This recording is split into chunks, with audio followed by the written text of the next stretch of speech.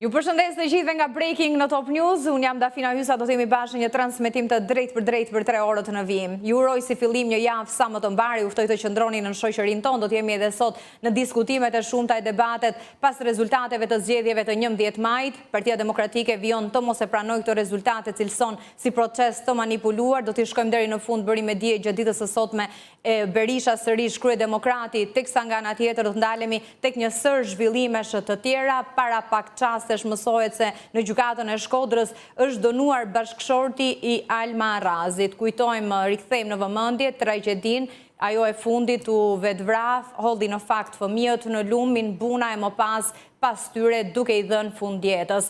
Gjatë ditës së sotme është shpallur fajtor për shkaktim të vetvrasjes bashkëshorti i saj. Do ta diskutojmë këtë zhvillim, çfarë ka ndodhur me fëmijët e helmuar në Gramsh. Ka pasur një protestë të familjarëve të fëmijëve për mungesë reagimi, u shprehën ata në nivel institucional. Këto dhe shumë zhvillime të tjera do t'i diskutojmë gjatë ditës së sotme, pa lënë mënjan edhe atë çka ka ndodhur në Kosovë, arrestimin e ish-deputetit të vetvendosjes, nga ana tjetër edhe reagimet që vijnë nga presidentja Osmani, e cila ndihet e kërcënuar me jetë dhe fajson institucionet e drejtësisë se nuk po bëjnë sa duhet. Këto dhe të tjera do t'i diskutojmë gjatë ditës së sotme në pjesën e parë të programit.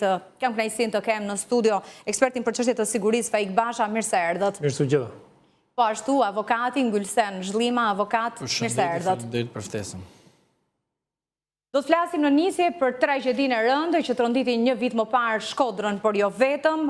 Pikërisht nëna Alma Arazi me 3 fëmijët e saj të mitur ndërmori aktin ekstrem të flijimit pas konflikteve me bashkëshortin, u bë me dije aso kohe, ndërkohë që sot është mbyllur si çështje edhe me dënimin e bashkëshortit të saj Erdgys Arazi, do të vuaj 4 vite burg. Në fakt, mësohet se gjyqtari i Shkodrës, Orgent Naza, e dënoi atë me 6 vite burgim, por për shkak të pranimit të gjykimit të shkurtuar i ulet 1/3 e dënimit.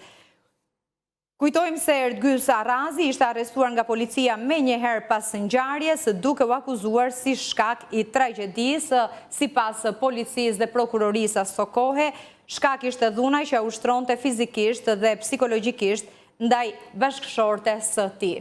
Avokat, si e shihni ju këtë mbyllje në fakt tashmë edhe të procesit të gjyqësor në shkallën e parë të Shkodrës? Gjithmonë në procesin e parë gjyqësor, që është shkalla e parë, vazhdon prezumimi pafajësisë për shkak se vendimarrja nuk është formës për erë, por nga rrethanat e faktit, ashtu siç edhe ne e dimë që kemi të bëjmë me një ngjarje shumë tronditëse, janë vrarë jo vetëm një person, pra nëna, por janë vrarë edhe 3 fëmijë. Përveç kësaj, unë dua të them që hetimi është i pakët për sa i përket ngjarjes. Prokuroria e Shkodrës, për mendimin tim, është një prokurori e cila dyshoi në rast se ka bërë një hetim të gjerë, të thelluar dhe gjithëpërfshirës, dhe mendoj që akuza ose më mirë dënimi në 4 vite është një ndëshkim penal, por nuk është i merituar sepse mungon ajo që ne themi hetimi i drejt dhe i thelluar. Unë kam rezervat e mia për prokurorinë e Shkodrës, inshallah gabofsha, por normalisht në një moment të largët do të kuptojmë qartazi se a kemi të bëjmë me një vetvrasje apo kemi të bëjmë edhe me një vrasje që prokuroria nuk e ka kuptuar ashtu siç duhet. Ju si e shihni, zoti Basha, ecurin tashmë në fakt edhe finalizimin me një vendim të gjykatës së Shkodrës të kësaj ngjarje mjaft të rëndë? Me thënë drejtën, kjo është ngjarje që ne kemi trajtuar në këtë studio disa herë për shkak të zhvillimit që ka patur, ngjarje mjaft të rëndë ku ka trondituar mbar opinionin publik dhe për pasojat e saj tragjike, ku jo vetëm zonja, por edhe 3 fëmijët e saj humbën jetën nga kjo ngjarje.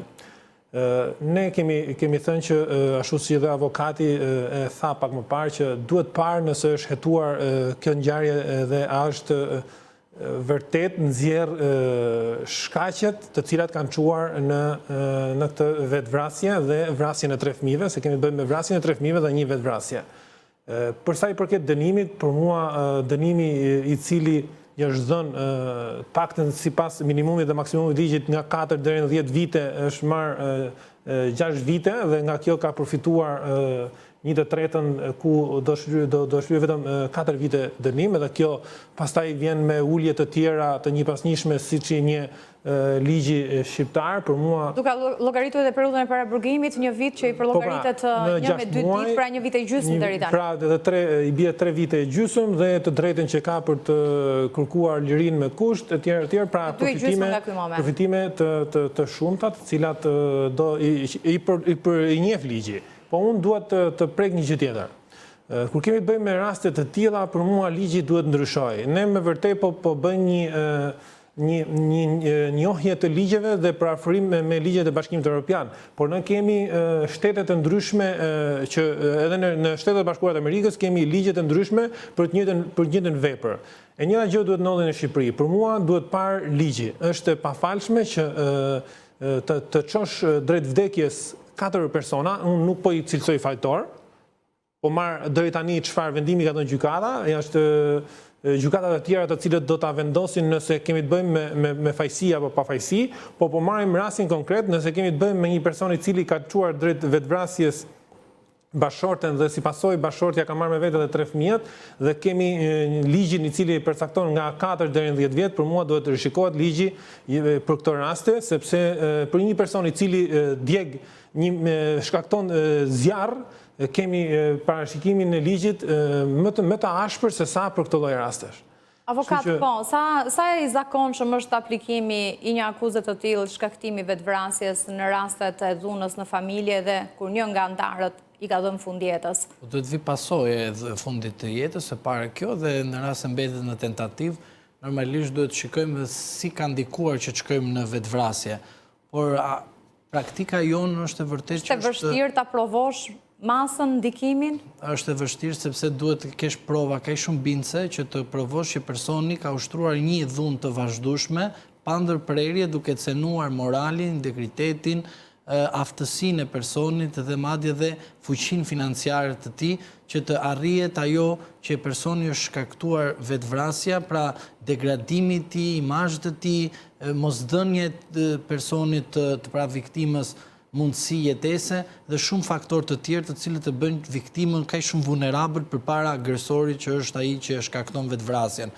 Në fakt, i ndërshkuari bashortit të ndjerës apo babai i fëmijëve nuk e ka pranuar në asnjë moment akuzën, po ashtu edhe avokati i tij mbrojtës.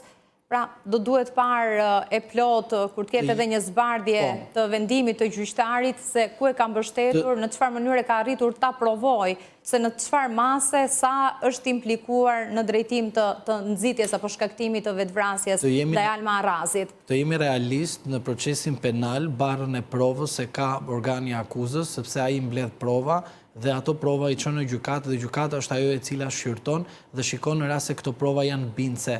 Pra nuk mjafton vetëm një provë vetme që të bëj personin fajtor, por ajo provë vetme mund ta bëjë personin të pafajshëm.